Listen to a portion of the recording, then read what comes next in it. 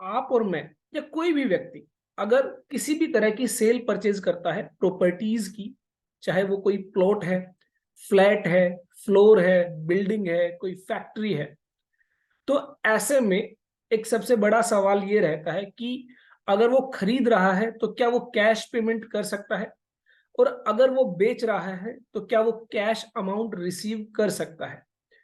तो ऐसे में आप सबको पता है कि जो कैश है वो प्रॉपर्टीज के regarding in the form of black money भी जो है वो यूज किया जाता है। तो ऐसे में सवाल आता है कि as per income tax act क्या हम इमूवेबल प्रॉपर्टी की सेल परचेज करते हुए कैश ट्रांजेक्शन्स कर सकते हैं या नहीं। क्या इनकम टैक्स के अंदर इसके रिगार्डिंग कोई रूल दिया गया है या नहीं। अगर कोई रूल दिया गया है तो वो रूल क्या कहता है, और अगर हम उस रूल को फॉलो नहीं करते हैं तो ऐसे में क्या कंसीक्वेंसेस हो सकते हैं। तो आज की हमारी इस वीडियो में हम डिटेल में डिस्कस करेंगे कि अगर आप कोई इमूवेबल प्रॉपर्टी खरीदने जा रहे हैं या फिर बेचने जा रहे हैं तो ऐसे में इनकम टैक्स के अंदर इसको लेकर क्या प्रावधान है कि आप कैश पेमेंट कर सकते हैं या नहीं, कैश रिसीव कर सकते हैं या नहीं। स्टार्ट करने से पहले अगर आपने अभी तक हमारे YouTube चैनल को सब्सक्राइब नहीं किया है जल्दी से कर लीजिए। अगर आप अपडेटेड रहना चाहते हैं जितने भी इनकम टैक्स प्रोविजंस है, जीएसटी प्रोविजंस है, टीडीएस के रिगार्डिंग आप अपडेटेड रहना चाहते हैं, साथ ही हमारी ऐप डाउनलोड कर सकते हैं प्ले स्टोर से, डिस्क्रिप्शन में भी लिंक दिया गया है। अब हम बात करते हैं कि इनकम टैक्स के अंदर इसके रिगार्डिंग क्या प्रावधान दिया गया है, क्या प्रोविजन दिया गया है। तो सेक्शन 269(s) बात करता है उस प्रावधान की जहां पर बताया गया है कि इमूवेबल प्रॉपर्टी के अंदर आप कितनी कैश ट्रांजैक्शंस कर सकते हैं। तो यहां पर सबसे पहले बात की गई है कि अगर आप कोई प्रॉपर्टी सेल कर रहे हैं तो ऐसे में कितनी amount in the form of cash आप रिसीव कर सकते हैं। तो यहां पर सिंपली कहा गया कि no person shall take or accept from any other person, कोई भी व्यक्ति किसी दूसरे व्यक्ति से किसी भी तरह की जो है लोन, डिपॉजिट और स्पेसिफाइड सम वो रिसीव नहीं करेगा अदरवाइज देन अकाउंट पे चेक, अकाउंट पे बैंक ड्राफ्ट और use of electronic clearing system. कि कोई भी लोन लेना है, कोई भी डिपॉजिट लेना है या कोई स्पेसिफाइड सम रिसीव करना है तो ऐसे में वो होना चाहिए थ्रू अकाउंट पे चेक, अकाउंट पे बैंक ड्राफ्ट और इलेक्ट्रॉनिक क्लियरिंग सिस्टम। इसके अलावा और किसी तरीके से आप जो है रिसीव नहीं कर सकते। अब अगर हम प्रॉपर्टीज की सेल परचेज कर रहे हैं, ना ही तो वो लोन है ना ही वो डिपॉजिट है, वो आपका कवर होता है स्पेसिफाइड सम के अंदर। ऐसा मैं नहीं कहता, इनकम टैक्स के अंदर ही जो है बताया गया है। इनकम टैक्स के अंदर सेक्शन 269(s) के अंदर एक्सप्लेनेशन दी गई है, एक्सप्लेनेशन नंबर 4, जहां पर कहा गया कि स्पेसिफाइड सम का मतलब क्या है। स्पेसिफाइड सम का मतलब है एनी सम ऑफ मनी, कोई भी money amount in relation to transfer of an immovable property. Immovable property के ट्रांसफर से रिलेटेड अगर आप कोई भी अमाउंट रिसीव कर रहे हैं वो मानी जाएगी स्पेसिफाइड सम। चाहे ट्रांसफर हो या ना हो ये मैटर नहीं करता। मींस आपने कोई अमाउंट एडवांस ले ली और उसके बाद आपकी डील मेटरलाइज नहीं होती है और ऐसे में आप उस एडवांस को वापस कर देते हैं, तो यहां पर ट्रांसफर नहीं हुआ, लेकिन उसके बावजूद भी ये जो सम है, ये जो अमाउंट है, ये जो मनी है, आप कैसे रिसीव कर सकते हैं? थ्रू अकाउंट पे चेक, अकाउंट पे बैंक ड्राफ्ट और इलेक्ट्रॉनिक क्लियरिंग सिस्टम।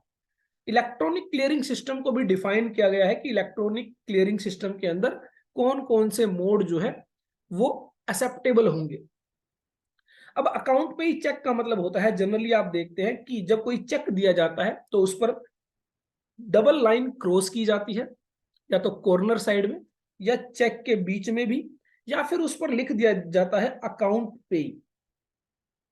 तो इस तरह का अकाउंट पे चेक अगर है तो ही आप जो है उस प्रॉपर्टी के ट्रांसफर के रिगार्डिंग जो है वो अमाउंट रिसीव कर सकते हैं। या फिर बैंक ड्राफ्ट होना चाहिए, बैंक ड्राफ्ट भी अकाउंट पेइंग बैंक ड्राफ्ट, या फिर electronic clearing system. Electronic clearing system का मतलब जनरली आज की डेट में आप देखते हैं RTGS, NEFT, IMPS, debit card, credit cards. तो इसके रिगार्डिंग जो आपका रूल 6A ये आपको बताता है कि कौन कौन से जो इलेक्ट्रॉनिक क्लियरिंग सिस्टम है वो आप यूज कर सकते हैं। तो यहां पर बताया गया credit card, debit card, net banking, IMPS, UPI, RTGS, NEFT and भीम आधार पे। ये जो मोड्स है ये इलेक्ट्रॉनिक क्लियरिंग सिस्टम के अंदर रखे गए और इनके जरिए भी आप जो है अमाउंट रिसीव कर सकते हैं। और ये जो अमाउंट आप रिसीव कर सकते हैं इसके रिगार्डिंग एक लिमिट बताई गई, वो लिमिट है 20,000 रुपीज और मोर। 20,000 या 20,000 से ज्यादा अमाउंट अगर आप प्रॉपर्टी के लेन देन के लिए रिसीव कर रहे हैं तो ऐसे में आपको अकाउंट पे ही चेक, अकाउंट पे ही बैंक ड्राफ्ट या फिर इलेक्ट्रॉनिक क्लियरिंग सिस्टम के जरिए ही वो अमाउंट रिसीव करनी होगी। तो इसका मतलब कितनी अमाउंट मैं in the form of cash receive कर सकता हूं, दैट इज 19,999 रुपीज। मैं 20,000 रुपए भी कैश अमाउंट रिसीव नहीं कर सकता। तो बहुत सारे लोग क्या करते हैं, जब वो प्रॉपर्टी को रजिस्टर कराते हैं तो प्रॉपर्टी के अंदर जो है वो एक लाइन में डिफाइन कर देते हैं कि जो कंसिडरेशन है वो इन दी फॉर्म ऑफ कैश, नगद जो है वो प्राप्त कर लिया गया है। और वो अमाउंट कई बार तो जो है लैक ऑफ रुपीज में होती है। तो वो लोग बहुत बड़ी गलती कर रहे हैं। जितनी अमाउंट 19,999 रुपए से ज्यादा आप कैश में रिसीव करेंगे उतनी ही अमाउंट की पेनल्टी जो है वो आप पर लेवी की जाएगी। मींस जो रेसिपिएंट है, जो रिसीव कर रहा है, अगर उसने रिसीव किया लेट से 5 लाख रुपीज इन कैश और वो अमाउंट जो आपकी प्रॉपर्टी रजिस्ट्रेशन डॉक्यूमेंट्स है उसमें मेंशन की गई है तो आप पर 5 लाख रुपीज की ही पेनल्टी है। तो बहुत सारे लोग जो है ऐसी गलतियां कर रहे हैं, उन्हें नहीं पता वो क्या करते हैं। जब अपनी कोई प्रॉपर्टी बेचते हैं तो वो क्या करते हैं, उस अमाउंट को कैश की फॉर्म में रिसीव कर लेते हैं।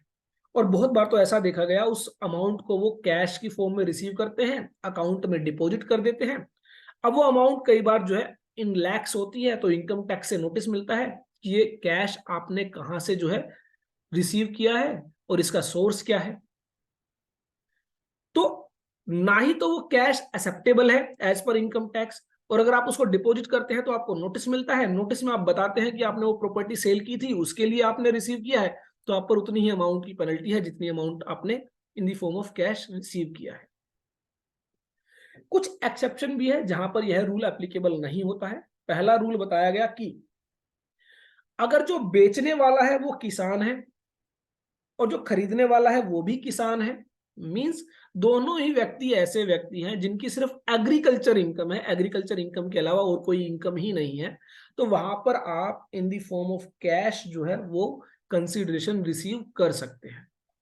तो यहां पर एक प्रोविजो दिया गया है जहां पर आप जो है लिखा गया है कि provided that the provision of this section shall not apply in case of loan or deposit or specified sum where the person from whom the loan or deposit or specified sum is taken or accepted and the person by whom the payment is made both having agriculture income and neither of them has any income chargeable to income tax under the act। मतलब agriculture income के अलावा उनकी और कोई income होनी ही नहीं चाहिए।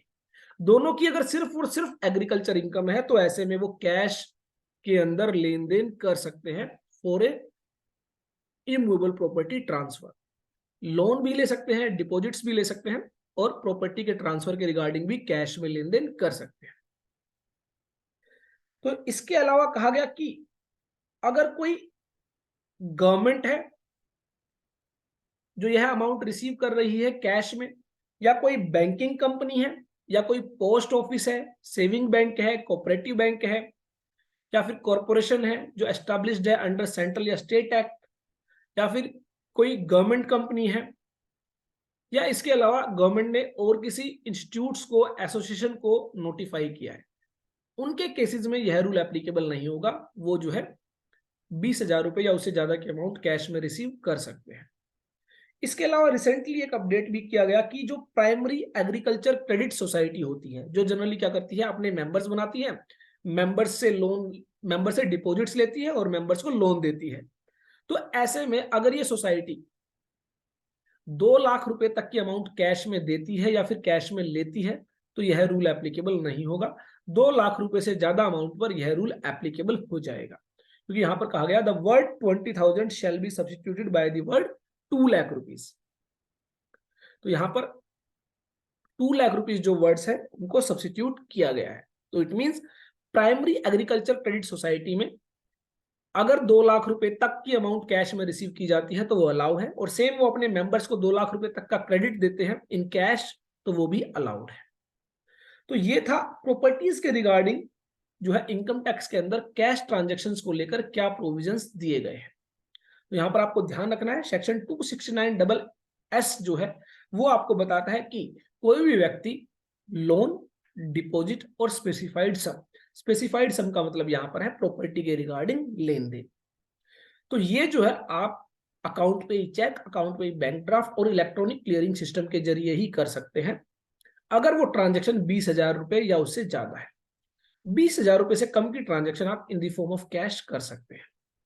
ये ध्यान रखें, ये पूरी लिमिट जो है एक व्यक्ति के लिए ओवरऑल दी गई है। मतलब ऐसा नहीं है कि आपने 18,000 रुपीज कैश रिसीव किया और उसके कुछ समय बाद आपने अगेन जो है 15,000 रुपीज कैश रिसीव कर लिया, तो ये आपका हो गया 33,000 रुपीज। ये अलाउड नहीं है। मतलब आपका टोटल क्रेडिट जो है वो 20,000 रुपए या उससे ज्यादा अगर होता है तो वो अकाउंट पे ही चेक, अकाउंट पे ही बैंक ड्राफ्ट या इलेक्ट्रॉनिक क्लियरिंग सिस्टम के जरिए ही आपको करना है। अगर आप ऐसा नहीं करते हैं तो ऐसे में उतनी ही अमाउंट की पेनल्टी आप पर लगाई जाएगी जितनी अमाउंट आपने रिसीव की है। तो सेम वे में जो है जो पेयर है, जो पेमेंट कर रहा है, उसको भी इस बात का ध्यान रखना है कि वो इससे ज्यादा की अमाउंट जो है इन दी फॉर्म ऑफ कैश पे ना करे, क्योंकि रिस्ट्रिक्शंस लगाई गई है रेसिपिएंट पर, जो रिसीव करने वाला है। तो ऐसे में रेसिपिएंट के ऊपर पेनल्टी लेवी की जाएगी। पेमेंट करने वाले को इस बात का ध्यान रखना चाहिए कि वो भी पेमेंट ना करे। तो आई होप मेरी यह वीडियो आपके लिए यूजफुल होगी। अगर आप प्रॉपर्टी में कोई ट्रांजैक्शन करने वाले हैं तो ऐसे में ध्यान रखें, कैश ट्रांजैक्शंस को लेकर जो है रिस्ट्रिक्शंस लगाई गई है इनकम टैक्स के अंदर। अगर डिपार्टमेंट को कभी भी पता चलता है किसी तरह की कैश ट्रांजैक्शंस की गई है लिमिट से ज्यादा, तो ऐसे में जो है आप पर जो है उतनी ही अमाउंट की जो है पेनल्टी लगाई जाएगी जितनी अमाउंट की आपने ट्रांजैक्शन की है। आई होप मेरी ये वीडियो आपके लिए यूजफुल होगी। देखते रहिए, लाइक करते रहिए, शेयर करते रहिए हमारे YouTube channel all about taxes को।